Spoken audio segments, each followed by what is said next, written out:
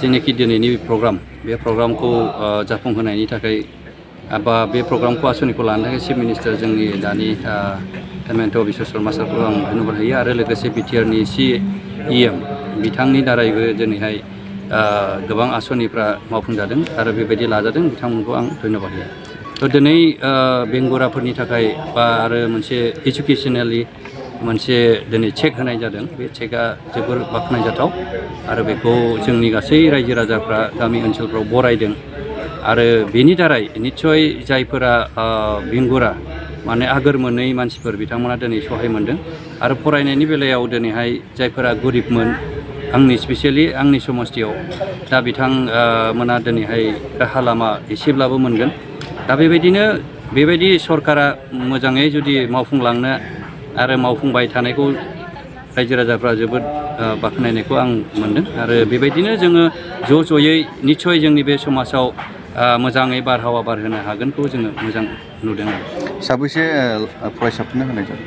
Totally बेहाय गासै माबाजोंहाय बेंगुराजों गासैजों बेवहाय 223सो दङ। चेकखौ जोङो होनाय जाबाय बा दा होगासिनो दङ। थ' उनावहाय आरोबाव जोंनि बिटिआर गभर्नमेन्टनिफ्रायबो जेरैहाय बेमारिफोरनि थाखाय 200 जन आरो बेबायदि एजुकेसनेलि जेनोखि स्कलारशिप बेहायबो जोंहा 200 दङ। बेखौबो बावैसोनि उनावनो जोङो बेखौहाय बेबायदि रायजो राजानि गेजेरावनो आरोबाव बेबायदि जोङो मोजाङै आसनिखौ जोङो राननानै होगोन। जाय बिथांमोना चेकखौ मोननो हाबाय बिथांमोनखौ नांगौबायदि खामानियाव बाहायनो नोंथाङा मा खावलायगोन? आं बेखौहाय खावलायदों आरो दहायबो आं बुंदों जे सोरनिबा थाखाय 5,000आ जेबो नङा ओमफ्राय सोरनिबा थाखाय 5,000आ बिराद गिदिर। दा बेखौ आं खावलायनाय थाबाय जे जेनोखि स्टुडेन्टसफोर बिथांमोनजों आं दिनैहाय नुदों बिथांमोननि थाखाय बिराद निडि बियो 5,000आ।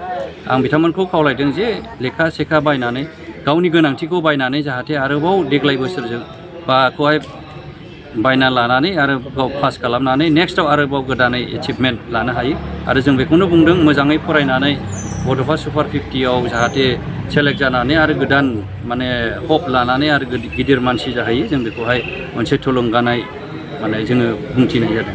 नोंथांनि सरकारा गोबां थुलुंगाथाव बाख्नायथाव आसनिफोरखौ लाबाय थादों नाथाय बेरेखा दोलोनि बिथांमोना नोंथांनि सरकारखौ जेबो खामानि मावनो हायाखै होननानै बुंनो सानदों। नङा, दा बेखौ नेगेटिभ नायोब्ला नेगेटिभ नुगोन।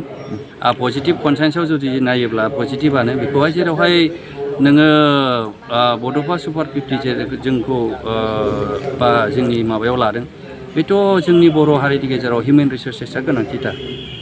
बेखौहाय जोङो मोजांखौ बुंखानांगोन। जेनेबा जोङो बे हिउमेन रिसर्सेस दानायाव गासै जोंनि बड'लेण्ड हालामनि बिटिआरनि सुबुंनानो बेहाय मोनसे सापर्टिभ माने जोङो मोनदों। बे जेनेबा 25% 10% बुंनाया बे बुंखागोनखा खारन बेहाय अनेकथा थायो आरो जेरैहाय बिनि अनगायै जेरैहाय जों दिनैहाय बेमारिनो होदों।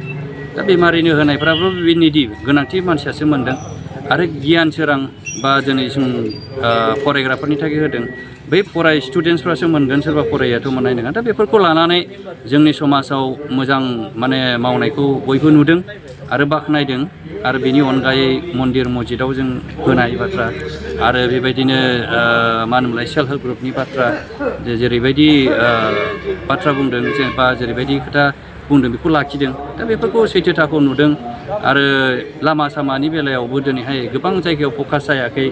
दा बेफोरो फकास जायाखै माने माखासे बुस्थुखौ मेडियाफ्रा फकास खालामाखै।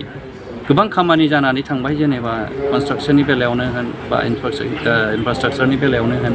दा बेफोरखौ जेरैबायदि आवगोलनि सरकारा मावदों बेबायदिनो जोङो कन्टिनिउवास थांबाय थादों। बिनि अनगायै दा बिटिआर गभर्नमेन्टआ गोदान मिशन लादों मोनसे भिजनजों आवगायलांदों बियो लं रान मिशन आरो बेखौ लानानै रायजो राजाया दिनैहाय गोबां बाख्नायनाय फोरमायदों आरो बेजोंनो रायजो राजाया दिनै